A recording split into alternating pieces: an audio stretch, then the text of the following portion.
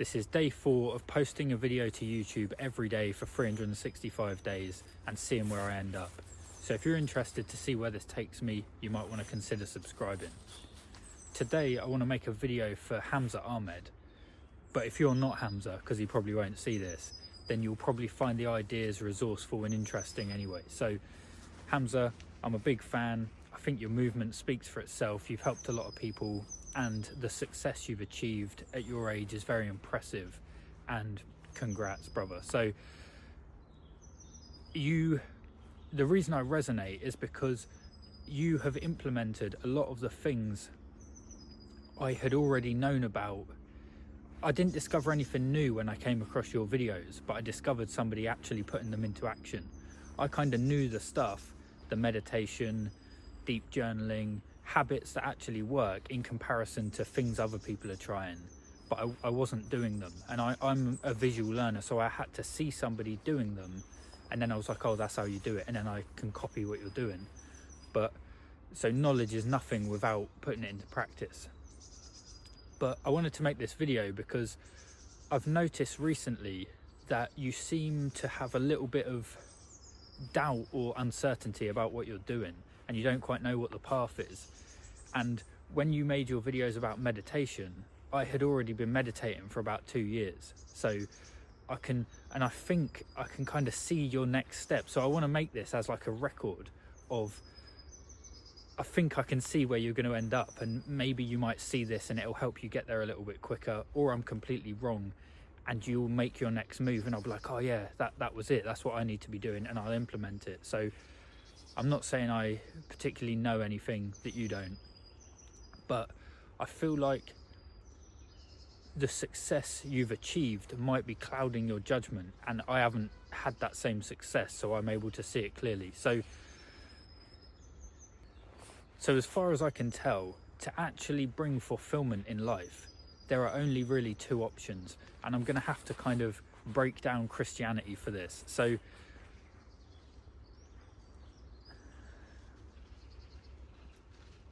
you talk about, in one video you'll say that you're good with women, so you get plenty of women, you're good with money, you've achieved plenty of money, and you've got a good physique. These are the things that bring you happiness. And then you explain that they haven't brought you happiness, and you lack purpose, and you don't know what to do. And then you speak about creating like a big house where a bunch of men can live and build these things. So you say that you have all these things and they don't bring fulfillment. So maybe you're going to achieve fulfillment by having a house of a bunch of guys where you can do it all a lot quicker and a lot better together. So that doesn't make much sense. And I mean, you've learned game, so you might have come across the book, I think it's called The Game. I think he coined the term, by Neil Strauss. And that book, I haven't read it, but I got it as part of like when I was learning how to be better with women, and I didn't end up reading it, but I just got a summary of the book. And his story is basically, he starts off like we all do, not very good speaking to women. He learns pickup artistry, gets really good at it, gets a house where a load of pickup artists live together, realise it's completely soulless, because you know pickup artistry, it works but it's not fulfilling. Realises it's soulless, and then ends up going back to more wholesome interactions and just being honest rather than using techniques. So if you read that book, you'd kind of see that what your next move you're planning is probably not going to work. At the moment you've done the things thinking it will bring you something, and it hasn't. So you're thinking, well, I'll have a house where a bunch of guys do it together. So I think you're on the right track with a bunch of guys living together. And if you think about what that is, that's a monastery or a tribe. So men living together and focusing on something is worthwhile. But you've achieved fame, you've achieved financial success, and you've introduced me to the Yale study where they talk about financial does money buy happiness. You know that after 70 grand a month, after 70 grand a year or whatever it was, it doesn't increase happiness, but you're still going after money. And I think because you've had success in that area, you're going to keep going for it. So because I haven't, I can see clearly. And don't get me wrong, if I'd made the kind of money you've made, I would have wrecked myself a lot worse by now. I would have bought the Lambo and crashed it. Do you know what I mean? I bought motorbikes and crashed them without money. So me with money would be terrible. So the fact that you still are making videos out of your parents' house and you haven't bought the car or these flashy things, you might have behind the scenes, I'm not sure, but is, you know, fair play to you. But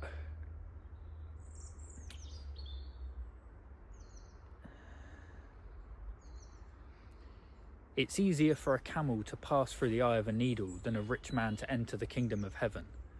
And you have achieved everything in the kingdom of the world, but now I think it's time for the kingdom of heaven. So I can see in a couple of years, it's going to go one of two ways. You're either going to keep going down the path you're on and Alex Hormozy yourself, where no amount of money is going to be enough. You just keep going, and it's never going to be enough for that guy. He'll never get enough private jets where he's happy.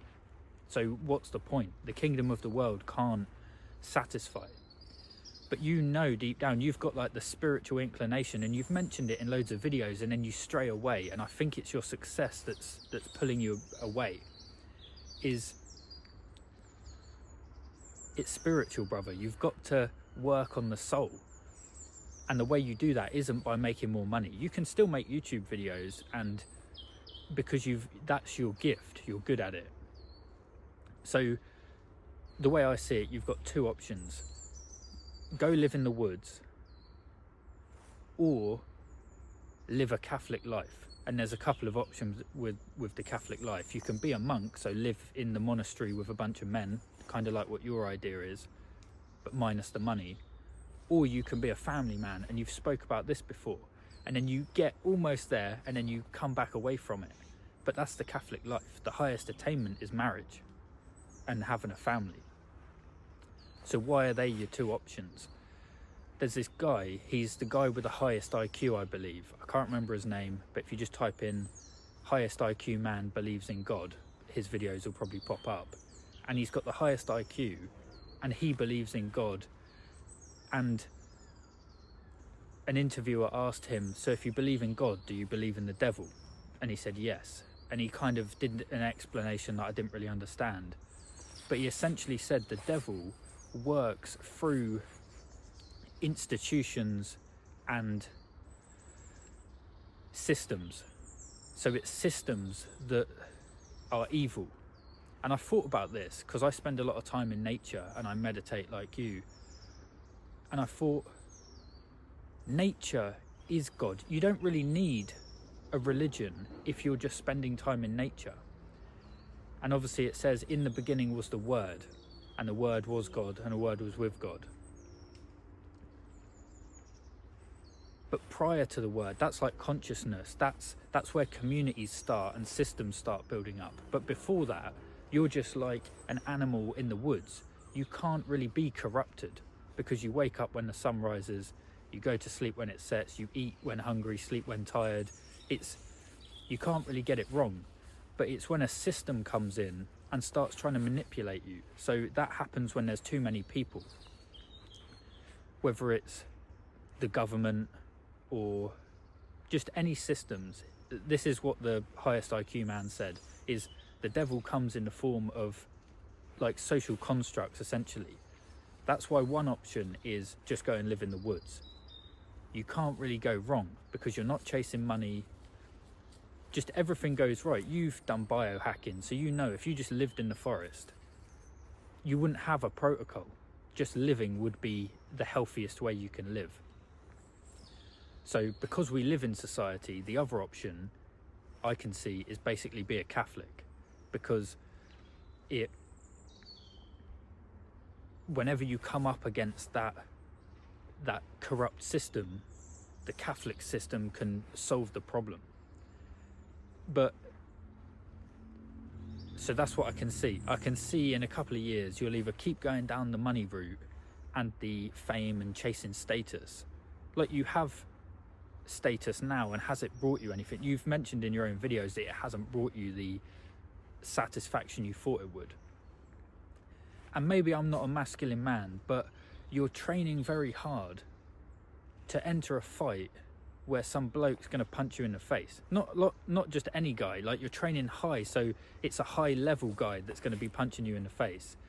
And what is that going to prove? And if you lose the fight, do you have to go on some mad redemption arc where you train even harder, take steroids, and then beat the next guy?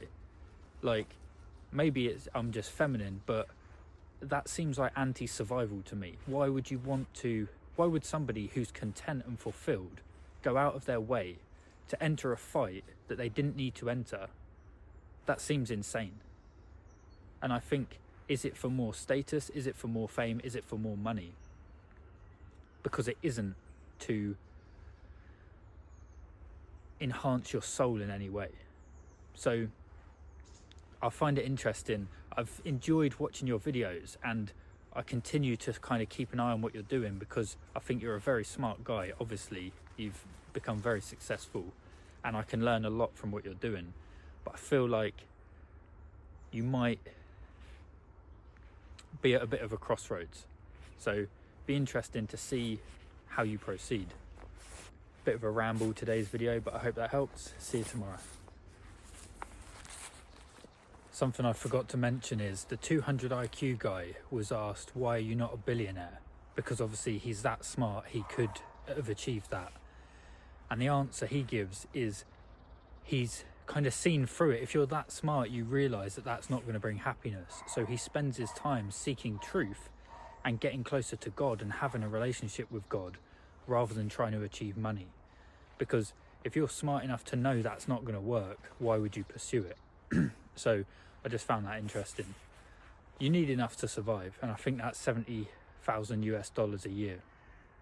Above that, there's no point, and he knows that. So you might want to check that guy's videos out.